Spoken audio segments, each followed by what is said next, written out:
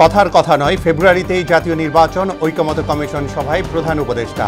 জুলাই সনদকে যুগান্তকারী ঘটনা হিসেবে আখ্যা।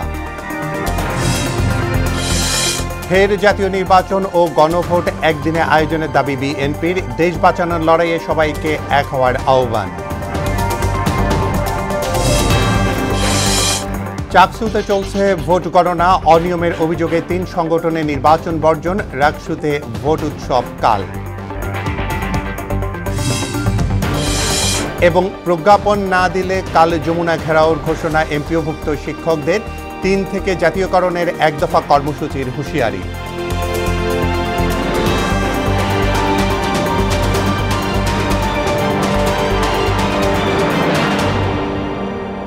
আসসালামু আলাইকুম, সবাইকে মোহনা সংবাদে স্বাগত। শুনছিলেন শিরোনাম, পুরো সংবাদের সঙ্গে আছি আমি জাবেদ কারদার। কথার কথা নয়, ফেব্রুয়ারিতেই জাতীয় নির্বাচন হবে বলে দৃঢ় প্রত্যয় জানিয়েছেন প্রধান উপদেষ্টা প্রফেসর মোহাম্মদ ইউনূস। সন্ধ্যায় জুলাই জাতীয় সনদ স্বাক্ষর ঘিরে রাজনৈতিক দলের সঙ্গে জরুরি বৈঠকে তিনি বলেন, এই সনদ ইতিহাসে স্বর্ণাক্ষরে লেখা থাকবে। সরকার ঘোষিত সময়ে জাতীয় নির্বাচনের দাবি জানিয়েছে বিএনপি, আর জুলাই সনদের আইনি ভিত্তি চেয়েছে জামাতে ইসলামী ও এনসিপি। আরও জানাচ্ছেন রাজীব আহমেদ। ধন্যবাদ মাননীয় সহ-সভাপতি। জুলাই সনদ চূড়ান্ত হয়েছে আগেই। শুক্রবার জাতীয় সংসদ ভবনের দক্ষিণ প্লাজায় এই সনদ স্বাক্ষরের প্রস্তুতি চলছে। এর মধ্যেই রাজনৈতিক দলগুলোর সঙ্গে জরুরি বৈঠকে বসে ঐকমত্য কমিশন। উপস্থিত ছিলেন প্রধান উপদেষ্টা প্রফেসর মোহাম্মদ ইউনূস। সূচনা বক্তব্যে কমিশনের সহ সভাপতি আলী রিয়াজ বলেন, জুলাই সনদ স্বাক্ষরে সব প্রস্তুতি শেষ হয়েছে। আমরা মনে করি জাতীয় সনদ সেই কাজে একটা দিশা হিসেবে, দিগদর্শন হিসেবে কাজ করবে। সেই আশা থেকে, সেই প্রত্যাশা থেকে আমরা অপেক্ষায় আছি যে আমরা অচিরেই, অর্থাৎ শুক্রবার দিন বিকেলবেলা এই জাতীয় সনদে স্বাক্ষর করতে পারবো। এ সময় জুলাই সনদ নিয়ে নিজেদের অবস্থান তুলে ধরেন রাজনৈতিক দলের প্রতিনিধিরা। জাতির কাছে সবগুলো বিষয়কে পরিষ্কার করে তারপরে জুলাই সনদ স্বাক্ষরিত হলে তবেই সেটা বাংলাদেশে কার্যকরভাবে বাস্তবায়ন করা সম্ভব। জাতীয় সনদটা যেভাবে প্রণীত হয়েছে আমরা সবাই সেভাবে স্বাক্ষর করি, করার পরে সেটা পাবলিশ হবে, ওয়েবসাইটে যাবে, সরকার পাবলিশ করবে, ইলেকশন কমিশন পাবলিশ করবে, সমস্ত নির্বাচিত দল, সমস্ত রাজনৈতিক দলগুলো তাদের ইশতেহারে দিবে, জনগণ অবহিত হবে। বক্তব্যে ঐকমত্য কমিশনের সভাপতি প্রধান উপদেষ্টা প্রফেসর মোহাম্মদ ইউনূস বলেন, জুলাই সনদ তৈরি জাতির ইতিহাসে যুগান্তকারী ঘটনা। সবাই আন্তরিকভাবে চেষ্টা করেছেন যে একটা ঐকমত্যে পৌঁছতে আপনারা পেরেছেন, যে কারণে আজকে জুলাই সনদ রচনা হয়েছে। এটা আমাদের মন থেকে কোনোদিন কেউ মুছে ফেলতে পারবে না। যে অসম্ভব কাজ আপনারা করলেন, এটা যুগ যুগান্তকারী স্মরণীয় হয়ে থাকবে। সনদ এবং আসন্ন জাতীয় নির্বাচন একই সুতোয় গাঁথা উল্লেখ করে তিনি বলেন, ফেব্রুয়ারিতেই হবে ভোট। নির্বাচনের কথা এসছে, আবারও বলছি, বারে বারে বলছি, যত জায়গায় গেছে, এই যে সম্মেলন করলাম সেখানে বলে এসছি, ফেব্রুয়ারি মাসে নির্বাচন হবে। এটা এই সব এই যে ঐকমত্য কমিশনের যে সনদ, এটা সনদেরই অংশ। নির্বাচন উৎসবমুখর করতে প্রয়োজনীয় পদক্ষেপ নেয়ার কথাও বলেন প্রধান উপদেষ্টা। আমাদের সরকারের দায়িত্ব হলো সবাই মিলে উৎসবমুখর নির্বাচনটা করে দেওয়া। রাজীব আহমেদ, মোহনা সংবাদ। নতুন নতুন দাবি তুলে নিজেদের মধ্যে বিভাজন তৈরি না করে দেশ বাঁচানোর আহ্বান জানিয়েছেন বিএনপির মহাসচিব মির্জা ফখরুল ইসলাম আলমগীর। দুপুরে ঠাকুরগাঁয়ে এক মতবিনিময় সভায় তিনি এই আহ্বান জানান। এদিকে দলের সিনিয়র যুগ্ম মহাসচিব রুহুল কবির রিজভী বলেন, জাতীয় নির্বাচন ও গণভোট একসঙ্গে না হলে নির্বাচন পিছিয়ে যেতে পারে। তানজিদ ভুঁইয়ার প্রতিবেদন। ঠাকুরগাঁয়ের গড়েয়া ইউনিয়নে এক মতবিনিময় সভায় অংশ নেন বিএনপি মহাসচিব মির্জা ফখরুল ইসলাম আলমগীর। পিআরে মানুষের ধারণা কম উল্লেখ করে তিনি বলেন, এই পদ্ধতিতে জনপ্রতিনিধি নির্বাচন সম্ভব নয়। দেশকে স্থিতিশীল করতে দ্রুত জাতীয় নির্বাচন আয়োজন জরুরি বলেও মত দেন তিনি। যেটা বুঝি না, ভোটটা কাট দিব, দয়া করে নির্বাচনটা তাড়াতাড়ি হতে দেন, এই মানুষগুলো বাঁচুক, এই অস্থিরতার মধ্যে যে মানুষ আছে সেই অস্থিরতা কাটুক। সংস্কার প্রস্তাবে ঐকমত্য না হওয়া বিষয়গুলোকে জনগণের হাতে ছেড়ে দেওয়ার আহ্বান জানান মির্জা ফখরুল। ঠিক আছে, পিয়ারের কথা আমরা আলোচনা করি, তর্ক বিতর্ক করি, সেটা পার্লামেন্টে গিয়ে করি। আমরা বলেছি যে আসুন এটাকে আমরা নেক্সট পার্লামেন্টে তর্ক বিতর্ক করে যদি পিআর দেশের লোক চায় তাহলে আমরা সেটা করবো। এদিকে নয়াপল্টনে বিএনপির কেন্দ্রীয় কার্যালয়ে সমসাময়িক বিষয়ে কথা বলেন বিএনপির সিনিয়র যুগ্ম মহাসচিব রুহুল কবির রিজভী। নির্বাচন এবং গণভোট একসাথে করা ছাড়া তো আর অন্য কোনো গত্যন্তর নেই। নির্বাচিত সরকার না এলে দেশের সংকট আরো ঘনীভূত হবে বলে জানান তিনি। এমন ঘটনা ঘটলো যে পিআরই হচ্ছে উৎকৃষ্ট গণতন্ত্রের মডেল, এটা আমার মনে হয় অবান্তর কথা তারা বলছেন এবং বলে একটা বিভ্রান্তি তৈরি করছেন, অথবা তাদের অন্য কোনো মাস্টার প্ল্যান আছে কিনা আমি জানি না, থাকলেও থাকতে পারে যে নির্বাচন হওয়া না হওয়া নিয়ে। রাজনৈতিক দলগুলোর ঐক্য না হলে কালো ঘোড়ার অনুপ্রবেশ ঘটতে পারে বলেও আশঙ্কা করেন রিজভী। চক্রান্ত থাকতে পারে, ষড়যন্ত্র থাকতে পারে, তো সেগুলো আমার মনে হয় যে মোকাবেলা করার মতো জনগণ এবং এখন বর্তমানে যারা কাজ করছেন সরকার এবং আইন শৃঙ্খলা বাহিনীর দায়িত্বে যারা আছেন তারা এটা যথার্থভাবে আইডেন্টিফাই করে একটা অবাধ সুষ্ঠু নির্বাচন তারা অনুষ্ঠিত করতে পারবেন। তানজিদ ভুইয়া, মোহনা সংবাদ, ঢাকা। চট্টগ্রাম বিশ্ববিদ্যালয় কেন্দ্রীয় ছাত্র সংসদ চাকসু নির্বাচনে চলছে ভোট গণনা। দিনভর উৎসবমুখর পরিবেশে ভোট গ্রহণ হলেও শেষ দিকে জাল ভোট, সইবিহীন ব্যালট পেপার প্রদান সহ নানা অনিয়মের অভিযোগ তুলে নির্বাচন বর্জন করেছে 3টি ছাত্র সংগঠন।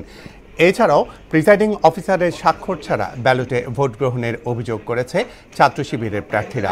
যদিও নির্বাচন কমিশন বলছে সার্বিক বিবেচনায় ভোট সুষ্ঠু হয়েছে।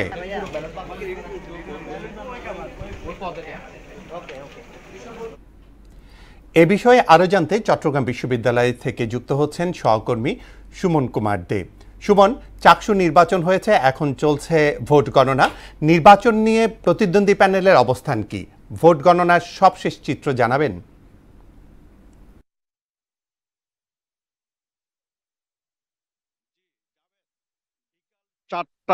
চারটা বাজে কিন্তু ভোট গ্রহণ হয়েছে, এরপর থেকে কিন্তু ভোট গণনা চলছে।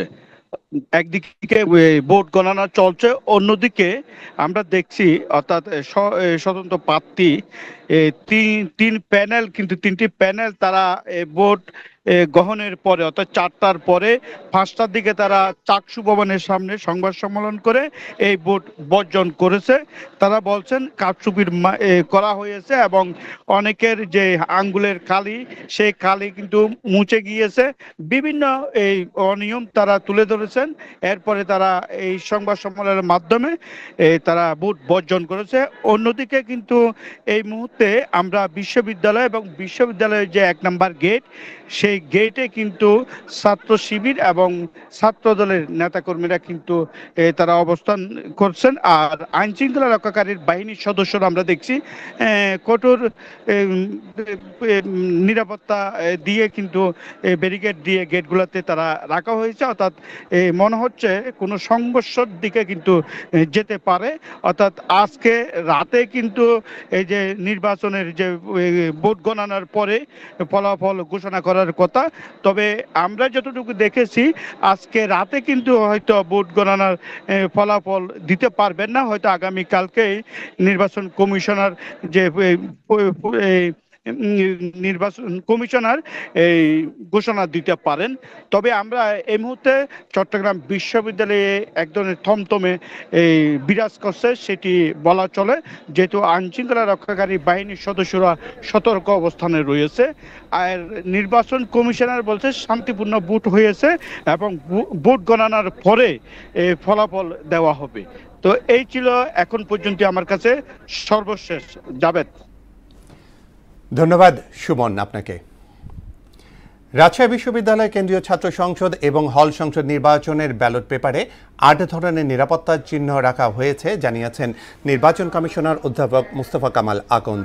দুপুরে রাজশাহী বিশ্ববিদ্যালয় সিনেট ভবনে নির্বাচনের প্রস্তুতি নিয়ে আয়োজিত ব্রিফিংয়ে তিনি এই তথ্য জানান। এরই মধ্যে ভোট গণনার জন্য পর্যাপ্ত ওয়েমার্ক রিডার মেশিন সংগ্রহ করা হয়েছে উল্লেখ করে বলেন, সেগুলোকে ফলাফল সেন্টারে স্থাপনের কাজ চলছে। আগামীকাল 16ই অক্টোবর 2025 তারিখে রাজশাহী বিশ্ববিদ্যালয়ের বহুল প্রতীক্ষিত রাকসু নির্বাচন অনুষ্ঠিত হতে যাচ্ছে।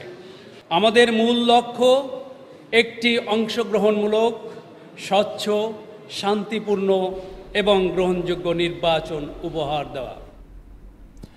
যমুনা ঘেরাওয়ের হুঁশিয়ারি দিয়ে বিকেলেই শাহবাগ ছেড়েছেন আন্দোলনরত শিক্ষকরা। তবে বৃহস্পতিবার বেলা 12টার মধ্যে 3 দফার প্রজ্ঞাপন না দিলে জাতীয়করণের 1 দফা দাবি বাস্তবায়নের কঠোর কর্মসূচি দেওয়ার কথা বলেন কর্মসূচির মুখপাত্র অধ্যাপক দেলোয়ার হোসেন আজিজি। এদিকে বেসরকারি শিক্ষক কর্মচারীদের বাড়ি ভাড়া বাড়ানোর প্রস্তাব অর্থ বিভাগে পাঠিয়েছে শিক্ষা মন্ত্রণালয়। নাহিদ সিরাজি নিম্মিকে সঙ্গে নিয়ে আরও জানাচ্ছেন মনিরুল ইসলাম। কেন্দ্রীয় শহীদ মিনার থেকে মিছিল নিয়ে শাহবাগে আসতেই পুলিশের বাধার মুখে পড়েন আন্দোলনরত এমপিওভুক্ত শিক্ষকরা। সেখানে আইনশৃঙ্খলা বাহিনীর সঙ্গে ধস্তাধস্তি হয় তাদের। এক পর্যায়ে পুলিশের ব্যারিকেড ভেঙে শাহবাগ মোড়ে অবস্থান নেন এমপিওভুক্ত শিক্ষা প্রতিষ্ঠানের শিক্ষক কর্মচারীরা। তাদের কণ্ঠে একটাই দাবি, 20% বাড়ি ভাড়ার প্রজ্ঞাপন জারি। কয়েক হাজার শিক্ষক অবস্থান নেয় শাহবাগের মতো গুরুত্বপূর্ণ সড়কে যান চলাচল বন্ধ হয়ে যায়। দুর্ভোগে পড়েন সাধারণ মানুষ। যদিও এর আগে কেন্দ্রীয় শহীদ মিনারে শান্তিপূর্ণ অবস্থান কর্মসূচি পালন করেন তারা। আমরা অনেকক্ষণ ধরে বসে আছি গাড়ির মধ্যে, অসুস্থ হয়ে যাইতাছি। আপনারা আন্দোলন করতেছে, আমরা তো ভুক্তভোগী, সবাই ভুক্তভোগী। কি করার আছে ভাই? আমাদের তো মরণ অবস্থা হয়েছে। প্রত্যেকটা দিন একটা দিন, মানে একদিন না প্রতিদিনের কাহিনী আছে। মূল বেতনের ওপর 20% বাড়ি ভাড়া ছাড়াও 1,500 টাকা চিকিৎসা ভাতা এবং উৎসব ভাতা 75% উন্নীত করার দাবি এমপিভুক্ত শিক্ষক কর্মচারীদের। আমরা আজকের 4 দিন এই খাই না খেয়ে দুঃখে কষ্টে রাজপথে পড়ে রয়েছি। শিক্ষক দ্বারা আমরা সামনের দিকে এগিয়ে গেছি, আর এই শিক্ষক আজকে মার খাচ্ছে। আমাদের 20% বাড়ি ভাড়া দিতে হবে, 1500 টাকা মেডিকেল ভাতা দিতে হবে, আর আমরা যারা কর্মচারী বৃন্দ আছেন তাদেরকে 75% উৎসব ভাতা দিতে হবে। আমাদের মানবিক দাবি সেটা সরকার পূরণ করে নিলে ইনশাআল্লাহ আমরা আন্দোলন থেকে সরে যাব। তবে জনভোগান্তির কথা চিন্তা করে বিকেলেই শাহবাগ ছাড়েন শিক্ষকরা। মিছিল নিয়ে পুনরায় শহীদ মিনারে যান তারা। সেখান থেকেই নতুন কর্মসূচি ঘোষণা করেন আন্দোলনের মুখপাত্র অধ্যক্ষ দেলোয়ার হোসেন আজিজি। ঠিক দুপুর 12টার মধ্যে যদি প্রজ্ঞাপন জারি না হয়, বাংলাদেশের লক্ষ লক্ষ শিক্ষক নিয়ে আগামীকাল দুপুর 12টায় যমুনা অভিমুখে পদযাত্রা কর্মসূচি আমরা পালন করব ইনশাআল্লাহ। এদিকে বেসরকারি শিক্ষক কর্মচারীদের বাড়ি ভাড়া বাড়ানোর প্রস্তাব অর্থ বিভাগে পাঠিয়েছে শিক্ষা মন্ত্রণালয়। সেখানে সরকারের সক্ষমতা অনুযায়ী 5 থেকে 20% পর্যন্ত বাড়ানোর সুপারিশ করা হয়েছে। মনিরুল ইসলাম, মোহনা সংবাদ, ঢাকা। রূপনগরের শিয়ালবাড়িতে ভয়াবহ অগ্নিকাণ্ডে 16 জনের মৃত্যুর একদিন পরও নিয়ন্ত্রণে আসেনি রাসায়নিক গুদামে আগুন। রাসায়নিক থাকার কারণে এই আগুন নেভাতে আরও সময় লাগবে বলে জানিয়েছেন ফায়ার সার্ভিস। এদিকে এই ঘটনা নিহত 16 জনের মরদেহ ডিএনএ পরীক্ষার পর স্বজনদের কাছে হস্তান্তর করা হবে বলে জানালেন ঢাকা মেডিকেল কলেজ হাসপাতালের পরিচালক ব্রিগেডিয়ার জেনারেল মোহাম্মদ আসাদুজ্জামান। টেস্টের জন্য ইতিমধ্যেই মরদেহ থেকে নমুনা সংগ্রহ করা হয়েছে বলেও জানান তিনি। এদিকে নিখোঁজদের সন্ধানে আজও ঘটনাস্থলে দেখা গেছে স্বজনদের আহাজারি। উষা ফেরদৌসের রিপোর্ট।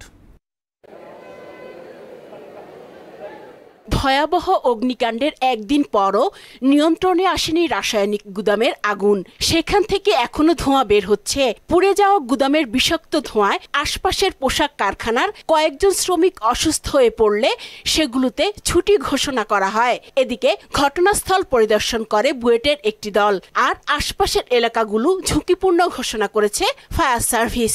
মালিক পক্ষের দৃষ্টি আকর্ষণ করছি, প্রশাসনের সাথে আগে অনুমতি নেবেন, আমাদের সাথে অনুমতি নেওয়ার পরে তারপরে খুলবেন, তাছাড়া খুলতে পারবেন না। এটা আমরা ঝুঁকিপূর্ণ এলাকা হিসেবে চিহ্নিত করেছি এবং এখানে সিনসিকোড টেপ দেওয়া হবে। ঘটনাস্থল পরিদর্শন করে ফায়ার সার্ভিসের সহকারী পরিচালক কাজী নজমুজ্জামান জানান, কেমিক্যালের বিষয়টি বিপজ্জনক, তাই আগুন নেভাতে সময় লাগছে। প্রচন্ড ধোঁয়া ভিতরে আছে এবং এই মুহূর্তে কার্যক্রম আমাদের চলমান এবং দীর্ঘ সময় লাগবে। এই যে কেমিক্যালটা আছে অপারেশন করতে সময় লাগবে আমাদের। নিখোঁজদের সন্ধান পেতে ছবি হাতে ঘটনাস্থলে অপেক্ষা করছেন স্বজনরা। আগুন লাগার পর থেকে খোঁজ না পেয়ে বিভিন্ন জেলা থেকে ছুটে আসেন অনেকে। তাদের আহাজারিতে ভারী হয়ে ওঠে পুরো এলাকার বাতাস। আমার একটাই ছেলেটা হারাই গেছে, মারা গেছে, জীবিত আছে না, জীবিত যদি পাই থাকে আলহামদুলিল্লাহ, আর যদি আল্লাহ খুশি হয়ে নিয়ে থাকে তাহলে কেন মরতে হবে। কত মেডিকেল বিচারছি পাইনি, আবার এখন খোঁজ করছি পাইনি, মুক্তায় নাইগা এই কথা কইছে মতন আমরা যেন বেউসের মতন হয়ে গেছি। যে কোনো ফ্যাক্টরি হোক, পিছন থেকে একটা গেট থাকবে, সাইডে একটা গেট থাকবে, সামনে একটা গেট থাকবে। আমরা কি করব? পিছনের সামনের গেটের সমস্যা, আমরা পিছনের গেটে বের হব। একই চিত্র ঢাকা মেডিকেলের লবিগুলোতে। স্বজনদের না পেয়ে ছবি হাতে কান্নায় ভেঙে পড়েন তারা। কষ্টের এ অপেক্ষা যেন অনন্তকালের। আমরা ওইখানেই মানে খুঁজছি, ছবি নিয়ে খুঁজছি, কিন্তু আমরা পাইতেছিলাম না, কেউ কোনো সন্ধানই দিতে পারে নাই। চিনতে পারিছি ভাই, আর পোশাক আছে, তা বাদেও আমার বেটার মুখ আমি দেখে চিনেছি ভাই। এদিকে ঢাকা মেডিকেলের পরিচালক ব্রিগেডিয়ার জেনারেল মোহাম্মদ আসাদুজ্জামান জানান, ময়নাতদন্ত ও ডিএনএ নমুনা রেখে পরবর্তীতে লাশ স্বজনদের কাছে হস্তান্তর করা হবে। সবার ডিএনএ স্যাম্পল রেখে তারপরে লাশ হস্তান্তর করা হবে যারা ক্লেম করছে, আর যেগুলো কেউ ক্লেমেন্ট নাই বা আননোন থাকবে সেগুলো হয়তো আমরা কয়েকদিন দেখব, তারপরে হয়তো বা আঞ্জুমানে মুফিদুল ইসলামের কাছে হস্তান্তর করা হবে। ইতোমধ্যেই মর্গে থাকা 16 মরদেহ থেকে নমুনা সংগ্রহ করা হয়েছে বলেও জানান তিনি। উষা ফিরদৌস, মোহনা সংবাদ, ঢাকা। টাঙ্গাইলের বসাইল উপজেলায় বাস ও ট্রাকের সংঘর্ষে এক নারীসহ 3 জন নিহত হয়েছেন। এতে আহত হয়েছে আরও 12 জন। ঢাকা টাঙ্গাইল যমুনা সেতু মহাসড়কের বয়সখোলা এলাকায় এই দুর্ঘটনা ঘটে। পুলিশ জানায়, জামালপুরের তারাকান্দি থেকে ছেড়ে আসা ভাই ভাই পরিবহনের একটি বাস বয়সখোলা এলাকায় পৌঁছালে বিপরীত দিক থেকে আসা রড ভর্তি ট্রাকের সঙ্গে মুখোমুখি সংঘর্ষ ঘটে। এতে হতাহতের ওই ঘটনা ঘটে। ইস্যুতে জাতীয় নিরাপত্তা ইস্যুতে সরকার কোনোভাবেই ছাড় দেবে না বলে জানিয়েছে বিডার চেয়ারম্যান চৌধুরী আশিক মাহমুদ বিন হারুন। তিনি বলেন, ওয়ার্ক পারমিট নিয়ে বাংলাদেশে কাজ করা বিদেশিদের জন্য নীতিমালা তৈরির কাজ চলছে। রাজধানীর আগারগাঁয়ে বিনিয়োগ ভবনে বিদেশি বিনিয়োগকারী ও প্রবাসী কর্মীদের ভিসা সহজীকরণ বিষয়ে সেমিনারে এইসব কথা বলেন বিডা চেয়ারম্যান। এখন থেকে পাসপোর্ট পেতে 21 দিনের বেশি সময় লাগবে না বলেও জানান তিনি। দেশের বাইরের খবর। আগামী 48 ঘন্টার জন্য অস্থায়ী যুদ্ধবিরতিতে সম্মত হয়েছে পাকিস্তান ও আফগানিস্তান। এই সময়ের মধ্যে যুদ্ধ বন্ধে ইতিবাচক সমাধানের আশা করছে উভয় পক্ষ। এর আগে দুদেশের সীমান্তে পাল্টাপাল্টি হামলায় 12 জনের বেশি বেসামরিক নাগরিক ও সেনা সদস্য নিহত হয়। ওসি আলমের ডেস্ক রিপোর্ট। আফগানিস্তান সরকারের অনুরোধে পাকিস্তান ও তালেবান পক্ষ পরস্পরের সম্মতিতে 48 ঘন্টার অস্থায়ী যুদ্ধবিরতিতে সম্মত হয়েছে। এক বিবৃতিতে এমনটি জানিয়েছে পাকিস্তানের পররাষ্ট্র মন্ত্রণালয়। পররাষ্ট্র দপ্তরের বিবৃতিতে বলা হয়, তালেবান সরকারের অনুরোধে পাকিস্তান ও আফগানিস্তানের মধ্যে বুধবার সন্ধ্যা 6টা থেকে 48 ঘন্টার যুদ্ধবিরতি থাকবে। এই সময়ের মধ্যে উভয় পক্ষের গঠনমূলক আলোচনায় ইতিবাচক ও টেকসই সমাধানে আসবে। এদিকে বুধবার ভোরে আফগান তালিবানরা পাকিস্তানের বেলুচিস্তানের সীমান্ত অঞ্চলের একাধিক স্থানে হামলা চালায়। পাকিস্তান সেনাবাহিনীর গণমাধ্যম শাখা ISPR জানিয়েছে, এই অবাঞ্ছিত হামলা নিরাপত্তা বাহিনী সফলভাবে প্রতিহত করেছে। পাল্টা হামলায় 15 থেকে 20 আফগান তালিবান নিহত হয়েছে এবং অনেকে আহত হয়েছে।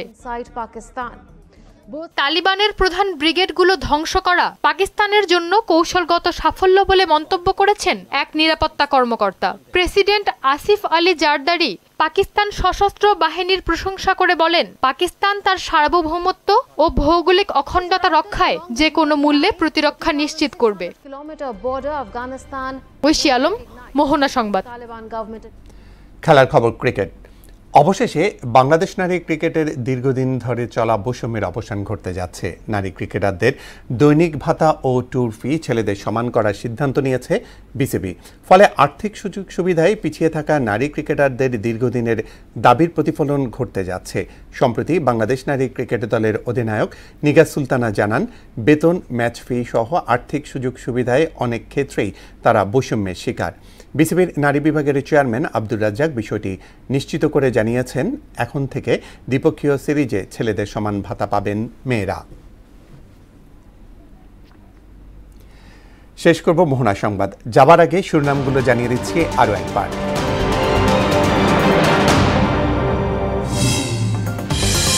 কথার কথা নয়, ফেব্রুয়ারিতে জাতীয় নির্বাচন, ঐকমত্য কমিশন সভায় প্রধান উপদেষ্টা। জুলাই সনদকে যুগান্তকারী ঘটনা হিসেবে আখ্যা।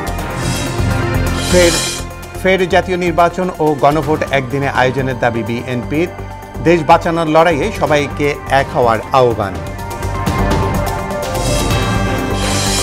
চাকসুতে চলছে ভোট গণনা, অনিয়মের অভিযোগে 3 সংগঠনের নির্বাচন বর্জন, রাকসুতে ভোট উৎসব কাল। এবং প্রজ্ঞাপন না দিলে কাল যমুনা ঘেরাওয়ের ঘোষণা এমপিওভুক্ত শিক্ষকদের, 3 থেকে জাতীয়করণের 1 দফা কর্মসূচির হুঁশিয়ারি। এই ছিল মোহনা সংবাদে। পরবর্তী সংবাদ রাত 12টায়। মোহনার সবশেষ খবর জানতে ভিজিট করুন www.mohana.tv। সংবাদ দেখতে পাবেন ফেসবুক, ইউটিউবেও। এতক্ষণ সঙ্গে থাকার জন্য ধন্যবাদ সবাইকে।